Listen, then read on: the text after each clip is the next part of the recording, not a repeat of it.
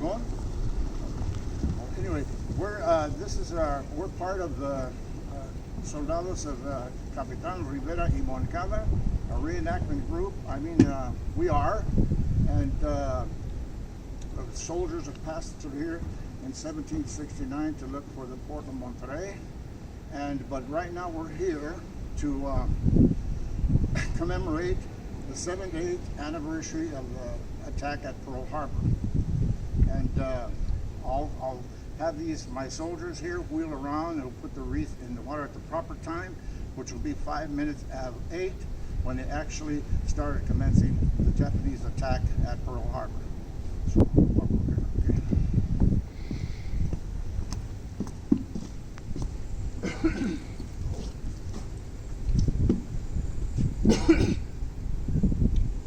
and ye shall hear of wars and rumors of wars.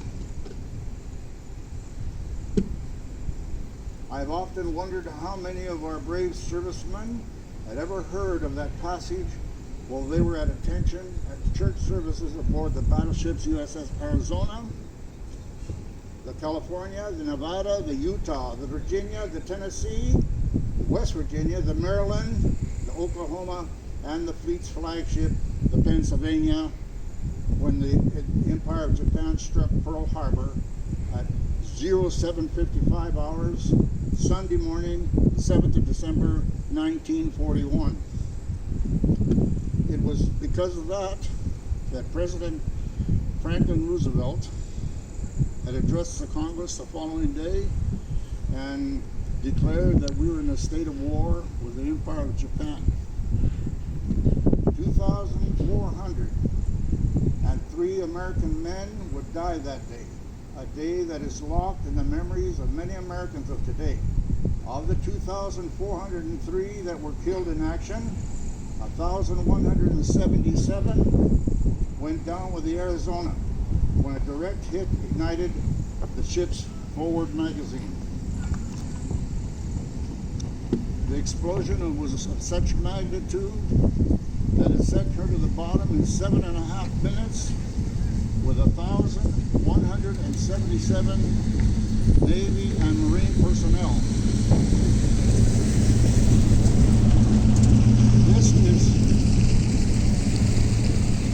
These are some people who were servicemen that were saved, and they gave their account of what had happened.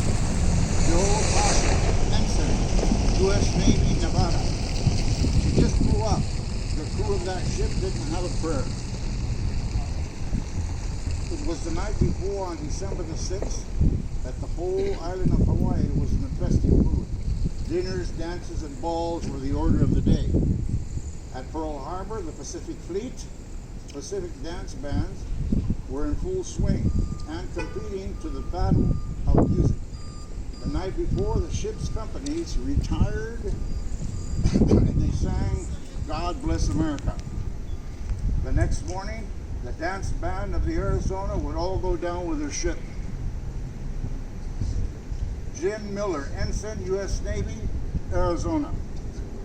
I saw one of the cooks virtually walk out of a wall of flames. He was saying, "Help me, help me." I took him hand and guided him. I put him aboard a hospital ship, but he never survived.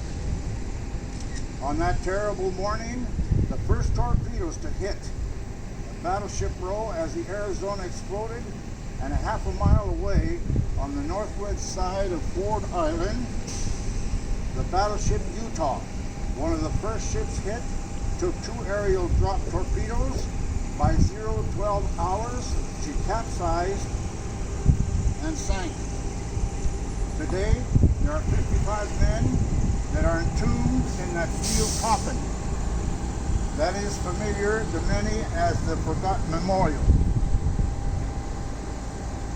After being hit by a torpedo, the West Virginia sank, fully engulfed in flames, next to her sister ship, the Tennessee. Robert Reagan, machinist, mate, second class, U.S. Navy, West Virginia.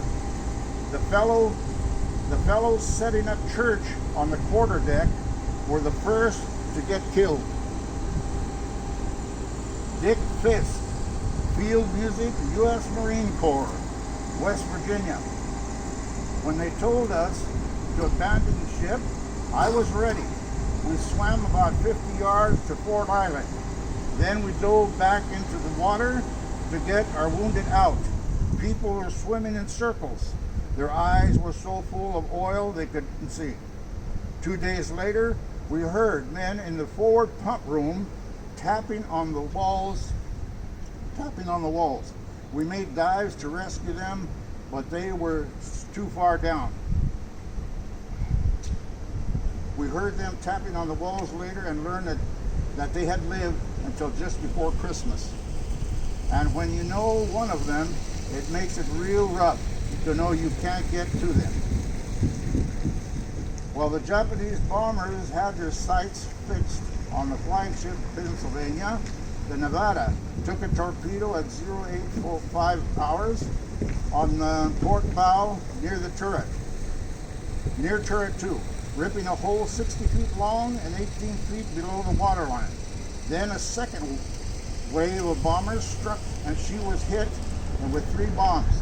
Steaming slowly down Battleship Row and under heavy fire, the Nevada nosed into a shallow coral reef to keep from sinking. She was gallant. 57 of her sailors gave up their lives that day. The Japanese attack on Pearl Harbor on December the 7th, 1941 lasted a little more than 2 hours. It changed everyone, the whole world forever. It left 2,403 American dead and another 1,178 wounded. 14 Congressional Medals of Honor were awarded for service above and beyond the call of duty. As one citation read,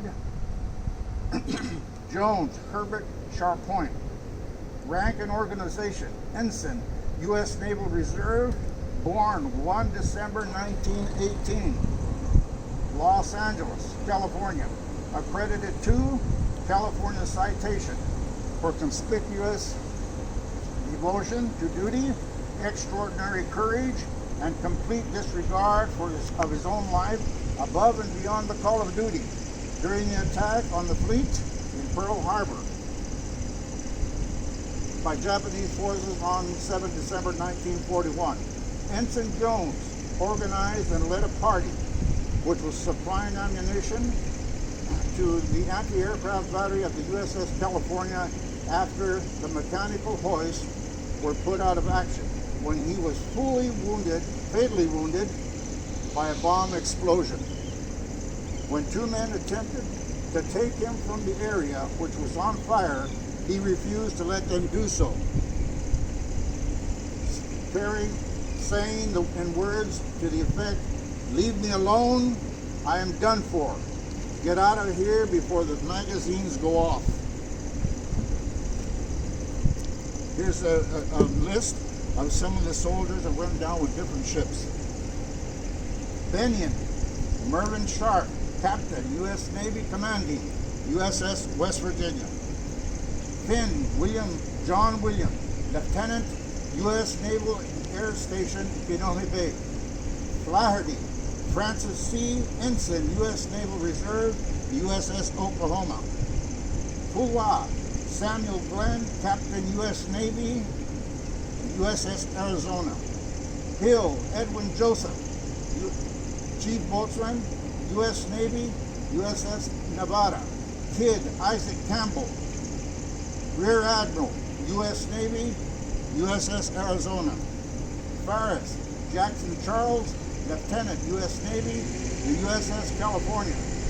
Reeves, Thomas James, Radio Electrician, Warrant Officer, U.S. Navy, USS California. Ross, Donald Kirby, Machinist, U.S. Navy, the USS Nevada.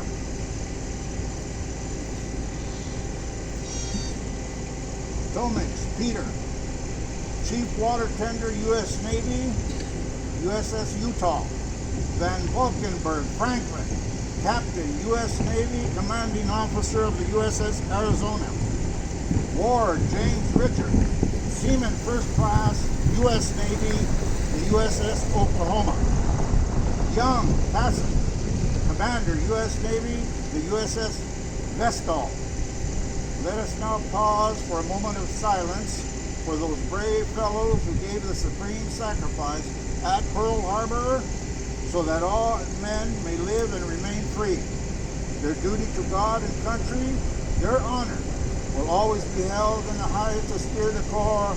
They will forever remain our buddies.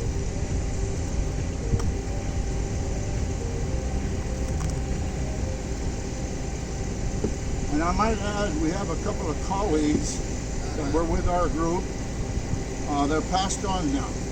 Richard Lugo, Senior Master Chief.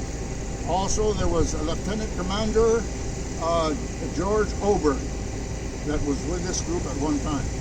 And they performed with us when we had the last ceremony here in 1995 on this very spot.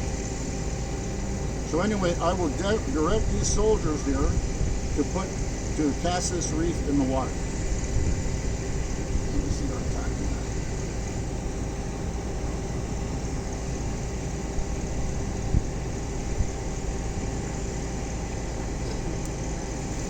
Right on.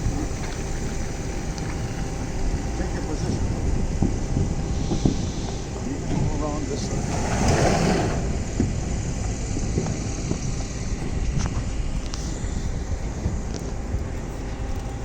Remember, after I give you the order to toss it, you'll come back and just stand and pause for a little bit, and then I'll tell you to resume your places. Okay, gentlemen?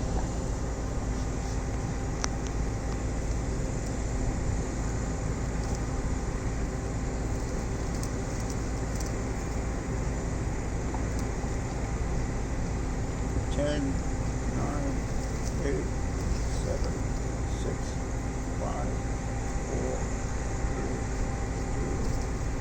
Cast your wreath.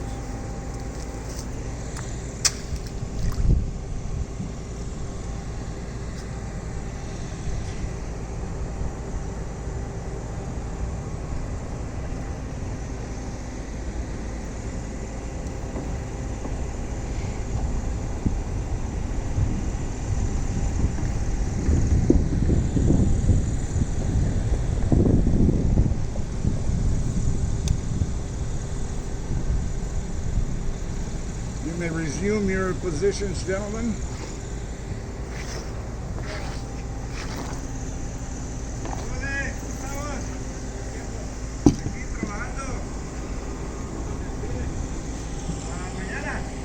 Stand at ease. This is a historic moment for us. We should have never let this go a long time ago. We did it a couple of times, I believe it was. This is the first time in a long time, and I feel good about what we did. There's just 3 of us, you know. And I think we got across with 2 new soldiers over there doing these videoing us. But anyway, we shall pick it up the same thing next year, same spot. You know, rain or shine, snow, earthquake, whatever it is. We'll be here right on this spot. Do you agree, gentlemen? I agree. Very good. Tanch hut. Dismissed. Very good. Thank you very much.